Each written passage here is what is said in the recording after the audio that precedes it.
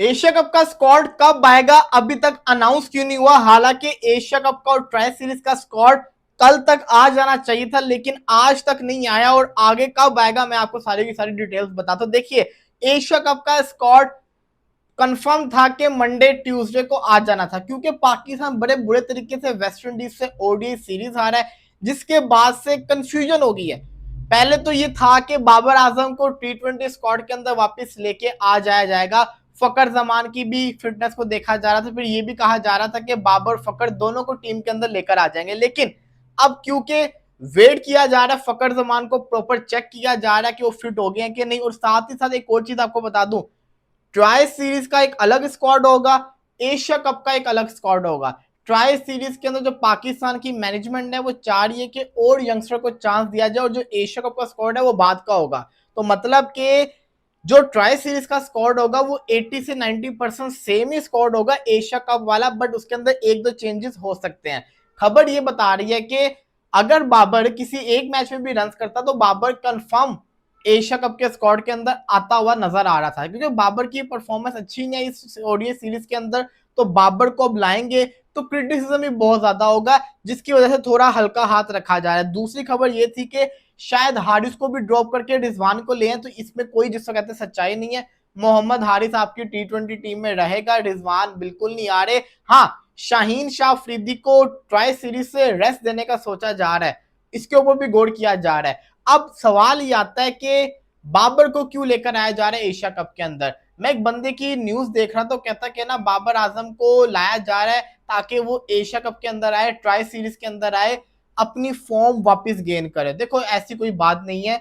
बाबर आजम, अगर बाबर की फॉर्म आनी होगी तो वो माइटी ऑस्ट्रेलिया के अगेंस्ट भी 100 मार देगा। जिस उसका 100 आना है वो लिहाज नहीं करेगा, वो किसी भी बड़ी टीम के अगेंस्ट 100 मार देगा। बाबर को जरूरत नहीं छोटी टीम की, बाबर छोटी टीम आएगी तो रन करेगा। बाबर के अगर आप स्टैट्स देखोगे तो बाबर के जिम्बाब्वे के अगेंस्ट सबसे बुरे स्टैट्स हैं।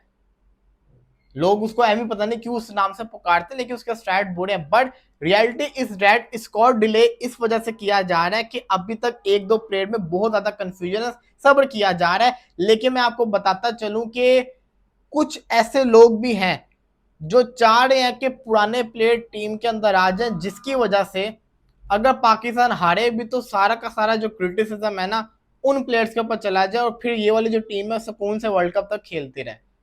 अब आपको याद होगा कि मैंने क्यों कहा था कि बाबर आजम को एशिया कप के अंदर नहीं आना चाहिए। मैंने क्या कहा था कि यंगस्टर को हक कह के उनको खेलना चाहिए।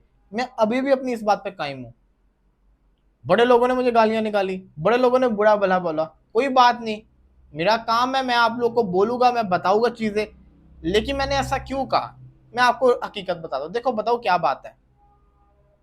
अभी इनको जिसको कहते हैं चांसेस मिले हुए, एशिया कप ये खेलेंगे, दूध का दूध पानी का पानी हो जाएगा। ऐसा ही है ना, अच्छी परफॉर्मेंस करके दिखाएंगे, इनसे अच्छी कोई टीम नहीं, बुरी परफॉर्मेंस करके दिखाएंगे तो फिर ये वापस टीम में भी नहीं आएंगे। अब अगर बाबर आजम को ये लोग एशिया कप के स्क्वाड के अंदर लाते हैं, उसने लास्ट टी20 मैच बेचारे ने कब खेला था, उसने पहले 2-3 मैचेस के अंदर फ्लॉप होना है, सबके सब बच जाएंगे। आफत किसकी आएगी, बाबर की आएगी। क्रिटिसिज्म किस पे होगा, आगा के ऊपर होगा कि इसने क्यों बाबर को वापस लाया, दोस्ती यारी कर ली, ऑलरेडी इतने टूर्नामेंट खिला लिए, परफॉर्म नहीं किया, ये वो। जो पाकिस्तान की बुरी परफॉर्मेंस सबने करनी है वो सबके सब बच जाएंगे, और सारा का सारा क्रिटिसिज्म इसके ऊपर होगा। समझ रहे हो ना मेरी बात को। तो इससे बेहतर नहीं है कि जिन लड़कों को आपने सीरीज के अंदर प्रॉपर चांसेस दिए उनको टूर्नामेंट के अंदर आजमाएं। और बाबर आजम को जब ये उस टूर्नामेंट के बाद दोबारा से अगर पाकिस्तान अच्छी परफॉर्मेंस करके दिखाता है तो वेल एंड गुड है, पाकिस्तान को फिर इसी टीम को वर्ल्ड कप तक लेके जाए। लेकिन अगर ये बुरी परफॉर्मेंस करके दिखाते हैं तो फिर आप चेंजेस करें, फिर समझ आती है। लेकिन एक तबका ऐसा बहुत चाह रहा है कि किसी तरीके से बाबर एशिया कप के स्क्वाड के अंदर आ जाए, बाबर टीम का पार्ट बन जाए। एक तो आपको पता ही है कि फिर लोगों का इंटरेस्ट भी बढ़ेगा, सारा का सारा जैसे कहते हैं ना, एक तो ब्रॉडकास्टर भी चाहता होता है बड़े नाम आए ताकि व्यूवरशिप आए, बाबर की फैन फॉलोइंग बढ़िया, सोशल मीडिया के ऊपर एंगेजमेंट रेट बढ़ा आता होता है। दूसरा ये कि जो बाकी 10 होते हैं, जब जब बाबर पाकिस्तान से खेलता है ना तो बाकी 10 जो प्लेयर होते हैं ना वो बड़े सुकून के अंदर रहते हैं। वो सुकून के अंदर इसलिए रहते हैं क्योंकि उनको पता होता है कि हारे या जीते, अगर जीत गए तो वाह वाह, अगर हार गए तो हमारे ऊपर कुछ नहीं आएगा, बाबर है ना, बाबर के ऊपर सारा क्रिटिसिज्म हो जाएगा। तो ये जो चीज होती है ना, ये वक्त डालती है। अभी जो T20 टीम है ना, जब हारते तो 11 के 11 की शामत आती है, लेकिन ओडीआई आपके सामने है। मुझ समेत हम सबने किसको क्रिटिसाइज किया? बाबर को। मुझ समेत मैंने भी किया। क्यों? क्योंकि हमारी नजर में बाबर सबसे बड़ा प्लेयर है, बाबर के लिए मैच जितवाना जरूरी है। तो वही चीज मैं कह रहा हूं कि अगर ये एशिया कप के स्क्वाड के अंदर आएगा, ये पहले आउट ऑफ फॉर्म हुआ है, इस पे बहुत ज्यादा क्रिटिसिज्म किया जाएगा। इसकी एक एक गलती के ऊपर सौ सौ जिसको कहते हैं ना कीड़े निकाले जाएंगे। और अगर पाकिस्तान जीतेगा तो तारीफें फिर बाकी सबकी भी होंगी, अगर हारेगा तो सिर्फ बाबर की क्लास लगेगी। तो इस चीज से मैं कह रहा था कि बाबर को एशिया कप के स्क्वाड के अंदर नहीं आना चाहिए। बाकी पाकिस्तान का जो ट्राई सीरीज का स्क्वाड है और जो इसका स्क्वाड है वो कल तक या परसों तक आ जाएगा। ख्वाजा नाफे अपने ही प्लेयर के साथ लड़ पड़े आज मैच के अंदर। हुआ क्या मैं आपको बताता हूँ। टॉप एंड सीरीज का पाकिस्तान वर्सेस बांग्लादेश का मैच चल रहा था। पाकिस्तान का 11 ओवरों में 118 स्कोर था। नाफे जो थे 31 बॉलों पे 61 पे खेले थे, बड़ा शानदार। यासिर खान बॉल को टच करते हैं, हल्का सा आगे की तरफ भागते हैं, ख्वाजा नाफे भी भागने लगते हैं।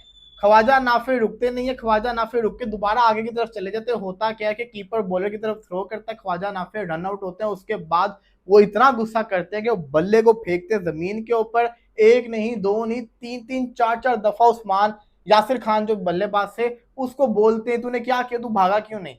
देखिए गुस्सा सबको आता है। नाफे बल्लेबाज बड़ा अच्छा है, लेकिन ये जो अग्रेशन था ना, ये करके नहीं दिखाना चाहिए था। ये अग्रेशन की जरूरत नहीं थी।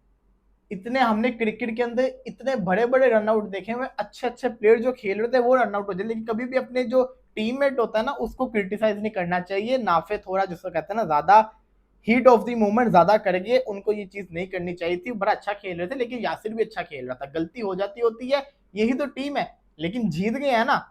बट ख्वाजा नाफे को थोड़ा अपने गुस्से के ऊपर कंट्रोल करना पड़ेगा।